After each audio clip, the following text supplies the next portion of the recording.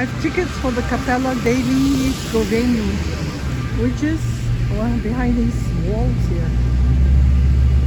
My ticket is at 11, but I'm early. There are people lining up out there already waiting.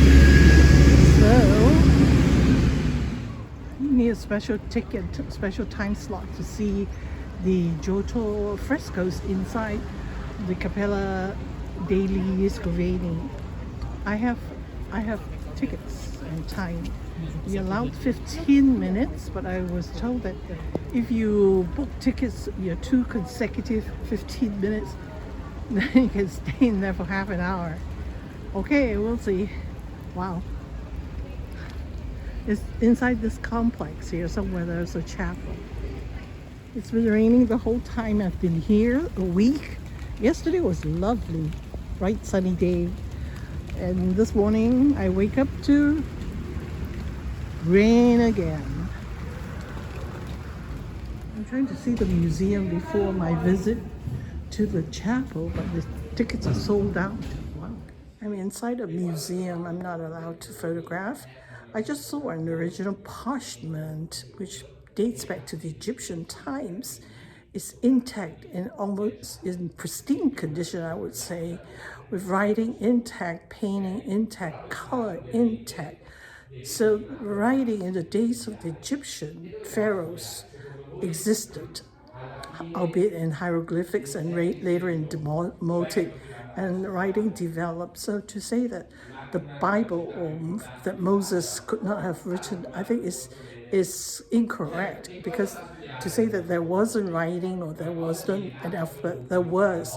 The Paleo-Hebrew that the Bible was written in was a derivative of the Phoenician. The Phoenician was in Egypt for a while and was advanced in writing. So the Paleo-Hebrew is actually a derivative of the Phoenician alphabet also. There's incredible similarities there.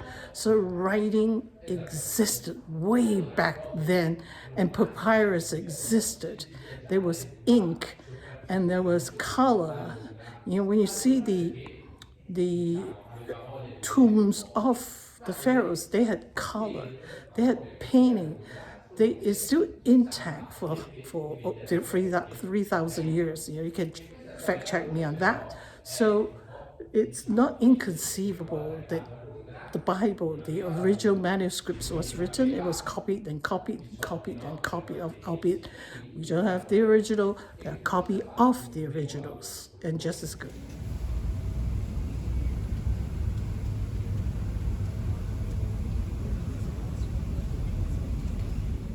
The Scrovegni chapel and the Giotto frescoes. I'm just reading from Wikipedia. You can read it, but I'm just, give you an introduction of what it is.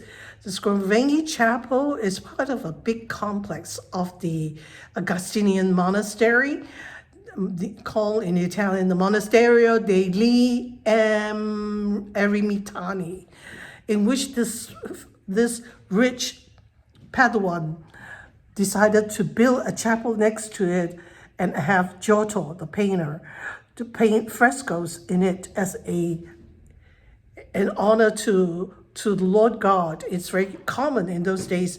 If the Lord has prospered you in business and made you rich, how would you repay him? You would commission a chapel and have painters paint it and said, "This is to you, O Lord, for prospering me."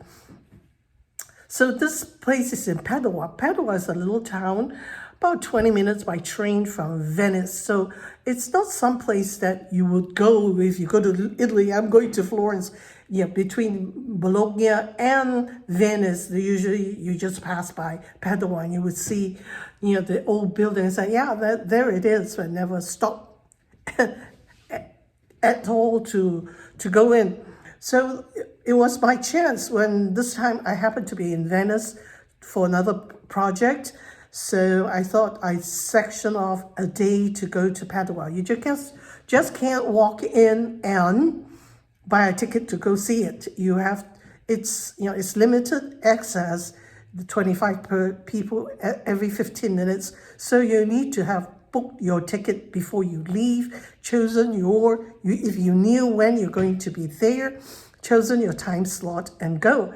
Someone said you only allow 15 minutes in the chapel. Yeah, true. You're allowed only 15 minutes, and that's not enough. No, it is plenty. The advice is to buy 2 time slots, so you have to have an hour. You don't need that. How it works is the visits actually half an hour. So you go there a few minutes before your time slot, and you would be taken into a room to acclimatize. 15 minutes, but you don't just sit there. They will play a video of what you're about to see.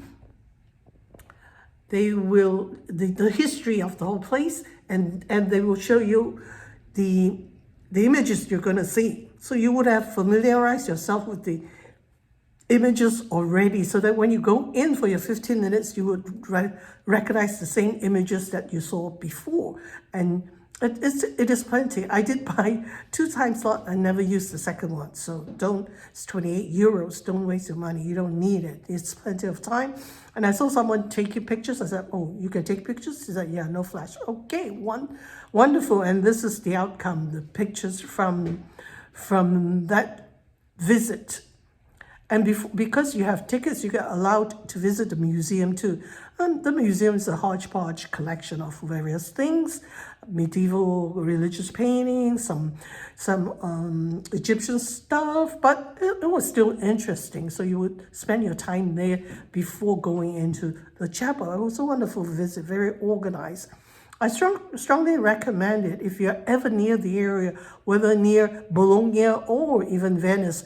You cordon off a small section of time, and from the train station, you just walk straight over and you would see Scrovegni Chapel, and you would see the complex. So just ask anybody. There were 2 cops there. I said, Dove Cappella Scrovegni? And he said, Diritto. Okay, directly ahead. That was it. So yeah, here, it was a lovely visit. I strongly recommend it. Like I said, here, you can read all about it in Wikipedia and everywhere else, and then plan a visit.